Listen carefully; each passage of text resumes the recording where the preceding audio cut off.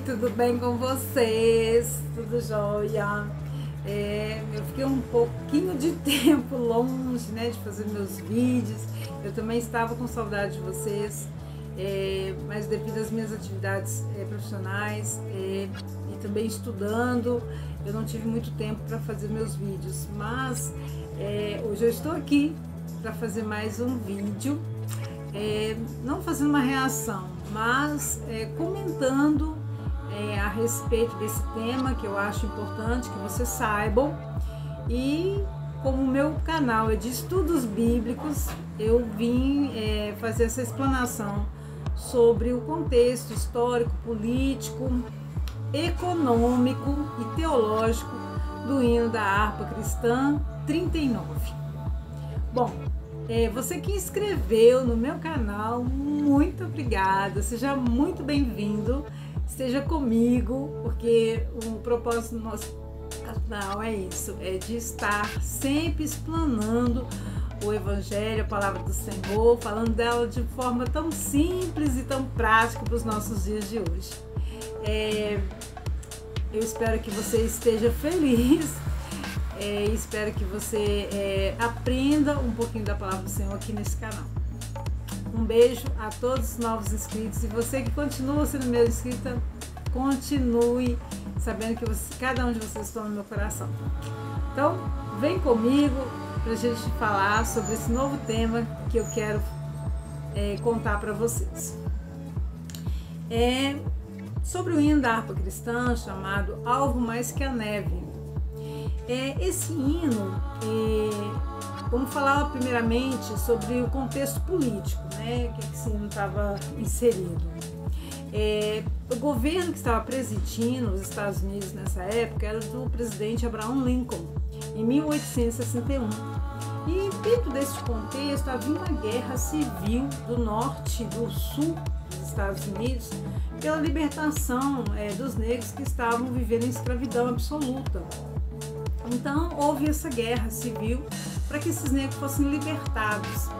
E aconteceu que essa guerra durou até 1865. Diante disso, o governo de Abraham Lincoln ele se viu obrigado a fazer uma emancipação desses negros, que aconteceu em 1863. Só que essa emancipação, assim, foi muito ruim para eles, né? Porque eles, tipo assim, eu estou te dando uma liberdade, mas eu não estou te dando direito e nem condições de você sobreviver. Você quer ir embora? Pode ir, mas você vai viver ao léu, porque eu não vou te ajudar. Então esses negros, eles simplesmente foram para a rua, saíram das fazendas, saíram da escravidão. Só que eles, com essa emancipação, eles sofreram terríveis coisas na questão de leis, né? E houve uma reconstrução racial, onde surgiram novas leis, projetos de leis, com conectações, segregação institucionalizadas. Diversas leis sulistas, né? E uma dos líderes que fizeram algumas leis foram um homem chamado Jim Crow, e que ele tinha uma doutrina chamada assim, separados mas iguais, tipo assim, e somos iguais hoje, negros e brancos, mas cada um no seu quadrado, entendeu? É mais ou menos isso. Então eles proibiam os negros de estar tendo acesso a determinados espaços dentro da sociedade, por exemplo, restaurantes mais chiques, os negros não podiam nem passar na porta, acesso à saúde, acesso, por exemplo, a visitas de teatro, bares, ter a sua casa própria. Perderam muito emprego, acesso a níveis de tratamento de saúde também, eles perderam isso.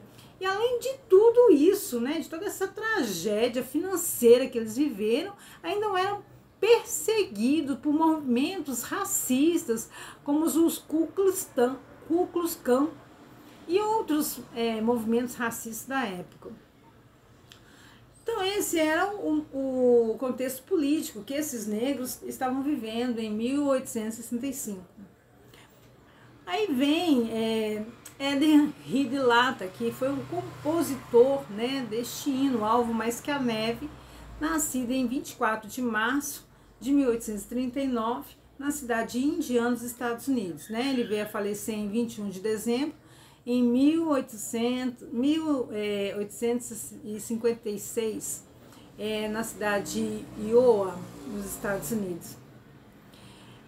Edenried Lata, ele foi um filho de um pastor metodista, também ele foi pastor itinerante durante toda essa guerra civil, né? Ele era um homem compromissado e comprometido com a luta racista, né, que havia na época, principalmente dos negros que ficaram nas regiões rurais, que perderam suas propriedades, ficaram sem nada por causa dessas leis que foram criadas.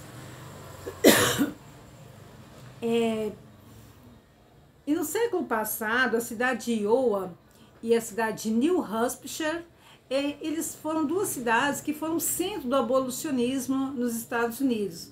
E na cidade de Iowa surgiu um líder evangélico também, que lutou muito em favor dos negros, chamado John Brown. John Brown, ele era um pastor evangélico e teve uma enorme atuação no meio desse contexto antirracismo desses negros emancipados. O Edenried Lata, ele também fez 1.600 hinos durante toda a sua vida, né? Só que esse hino, Alvo Mais Que a Neve, em 1975 a 1991, ele foi praticamente excluído, banido dos hinários. Por quê? Porque as pessoas achavam que ele não merecia estar entre os hinógrafos evangélicos por ter feito esse hino, porque como era um meio de segregação racial, eles achavam que isso ia causar problema na sociedade branca e como se os negros tivessem direitos a uma ascensão social que os brancos não queriam que eles tivessem. Então foi banido, tirado esse hino nesse período todo de ser cantado nas igrejas. Mas atualmente o hino Alvo Mais Que a Neve, ele é cantado na maioria das igrejas brasileiras, né? São cerca de 140 anos de existência desse hino, e este hino ele é inserido no hino na harpa cristã brasileira, né? E a harpa cristã, ela foi criada em 1922 pelo pastor presbiteriano Adriano Nobre. Ele foi um pastor que foi proclamado pastor das Assembleias de Deus após 5 anos que as Assembleias veio para o Belém de Pará. E ele também foi um grande intérprete de nada mais, nada menos que Adolf Gunnar Wingren e Daniel Berger. Ele foi tradutor desses dois homens que receberam um chamado na Suécia e vieram responder esse chamado em Belém do Pará. Durante toda a estadia de Wingren, ele esteve traduzindo o sueco para o português para que o evangelho em Belém do Pará e todo o norte do nosso país fosse proclamado através das Assembleias de Deus. Adriano Nobre também não somente foi um tradutor, intérprete, mas ele também foi um grande homem que participou da construção de alguns hinos para compor o hino da harpa. Ele era nascido na cidade de Pacatuba, no Ceará, em 1883. E ele faleceu na cidade do Rio de Janeiro de tuberculose, que era uma época que essa doença estava muito vigente nessas cidades. Ele foi professor também de português, né, Adriano Nobre, e ele teve alguns hinos que ele fez, como o hino 2 da harpa cristã, Saudosa Lembrança. Eu quero colocar aqui para vocês, só para vocês verem como que é lindo.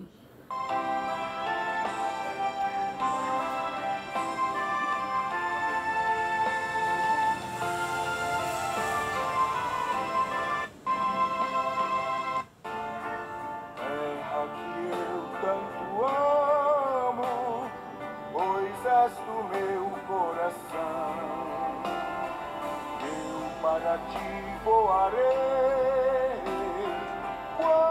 Senhor meu voltar, pois ele foi para o céu e breve vem me buscar. Sim, eu porfiarei. Ele também fez o hino 3 da harpa cristã, Plena Paz. Quero colocar para vocês verem um Aqui pedacinho. na sua casa, eu recomendo que você faça isso agora.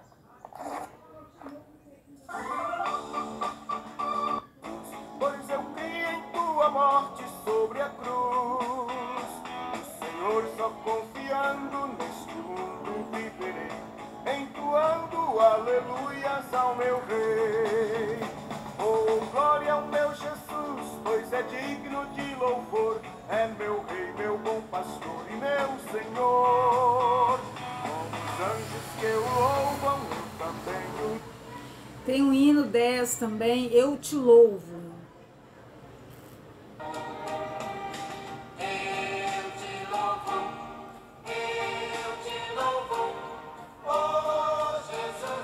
Amo esse hino, gente, amo. E glória, inimigos, pois seu sangue limpa o pecador. Glória, glória ao Pai bendito, glória, glória a Jesus. Tem um hino também que ele fez, o 413. Eu acho que vocês vão gostar.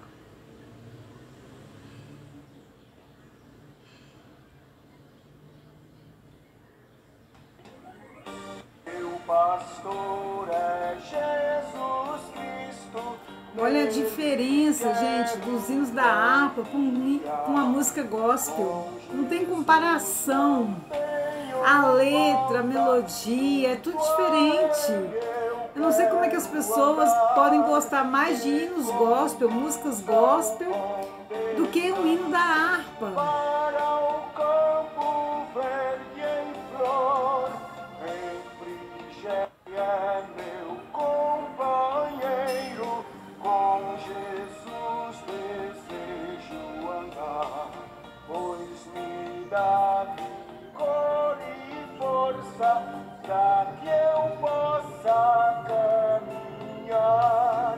Ele é quem dá coragem para nada eu temer, Mesmo próxima a morte, certo estou que vou vencer.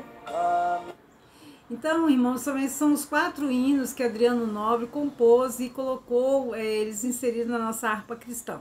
Bom, eu quero falar também sobre aquela polêmica, né, do cantor Kleber Lucas,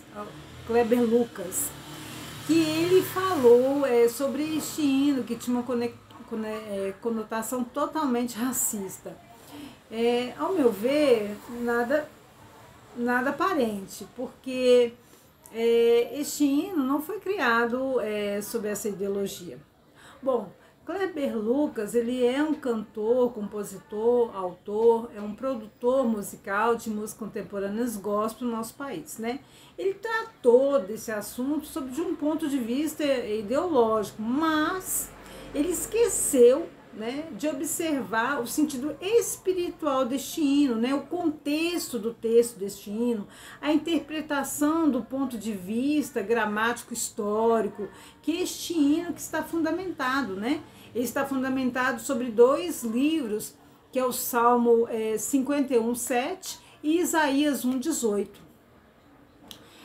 Kleber Lucas, ele fala que este hino, o Alvo Mais Que a Neve, tem uma conotação racista. Eu entendo quando ele fala isso por causa do contexto do qual esse hino foi criado, né? Como nós já vimos nesse vídeo. Ele diz também que o nosso país, o Brasil, ele precisa de ter uma teologia negra. Aí eu penso, meu Deus, teologia negra por quê? Né? A teologia negra, para quem não sabe, é um movimento teológico que ocorreu lá na década de 60, e essa teologia surgiu entre os cristãos, né, negros, e ela se concentra numa reflexão teológica das lutas dos negros norte-americanos liderados a princípios pelo Martin Luther King, aquele pastor batista. Essa teologia também negra, ela está fundamentada sobre 3 fatores responsáveis pelo seu crescimento, que é o movimento dos direitos civis. Lembra que eu falei para vocês que quando os negros foram emancipados, eles perderam seus direitos civis da sociedade? Então, esse movimento veio para que eles pudessem adquirir novamente esses direitos civis na década de 50 e 60. Foi publicado também um livro de Joseph Washington, chamado Black Religion, em 1964, que em português quer dizer religião negra. Também em 1960 surgiu um movimento chamado Nascimento do Poder Negro. Em defesa acadêmica dessa teologia negra, surge também alguns livros para fundamentar essa teologia, né? Como os livros de James Cone. Ele até cita esse James Cone. James Cone era um teólogo de teologia sistemática em Nova York, e ele cria 2 livros chamados Teologia Negra e Poder Negro, em 1969, e também cria o livro de Teologia Negra da Libertação, em 1970. Essa teologia de James Cone, ela está totalmente fundamentada em toda a sua vivência, desde a sua infância. Então ele parte desse pressuposto da sua vivência, do que ele sofreu como negro mesmo, cresceu na sociedade racista. Então ele cria essa teologia na defesa dos direitos dos negros no país. Ele trata de uma hermenêutica, de uma teologia antirracista, da qual a fé se organiza e se vincula às condições materiais de existência dos negros. Nela ele busca uma compreensão de textos bíblicos que fundamentam ou efetivamente respondam à realidade da vida dos negros. Trata também essa teologia de ser engajada criticamente numa sociedade marcada de segregação racial. É uma herança, né, totalmente cultural, social, da colonização e da escravidão. James Cone era um teólogo negro, né, que ele nasceu em 1936 e morreu recentemente em 2018. Ele foi pioneiro nessa exposição dessa teologia negra, né, e ele fala o seguinte, que os negros, teólogos negros, eles não simplesmente pessoas intelectuais, de autoconhecimento, mas eles devem e têm que ter, né, uma relação orgânica com aqueles que lutam, eles são chamados para a luta da liberdade e justiça. Então, irmãos e meus ouvintes que estão aqui, esse hino Alvo Mais Que a Neve tem todo esse contexto ao qual ele foi criado, né? Mas ele não tem nada de racismo nele, muito menos de segregação racial, muito menos de diferença de cor de pele, muito menos diferença de ser humanos em questão de raça. Mas sim, ele está ligado ao texto bíblico a qual ele está fundamentado, que é Isaías 51:7, Salmo 51:7 e Isaías 1:18. Nisso sim a gente tem que prestar atenção, mas nada a ver com essa teologia negra, com esses livros de James Cone, muito menos com essa conectação racial que Kleber Lucas diz. Eu respeito o posicionamento dele, claro, cada um pensa de uma maneira, mas eu vim aqui esclarecer isso para vocês, ok? Espero que tenha ajudado vocês a um esclarecimento maior. Qualquer coisa que vocês tiverem dúvida, deixe nos comentários desse vídeo. Um abraço, um grande beijo e até o próximo vídeo. Bye, bye. Tchau.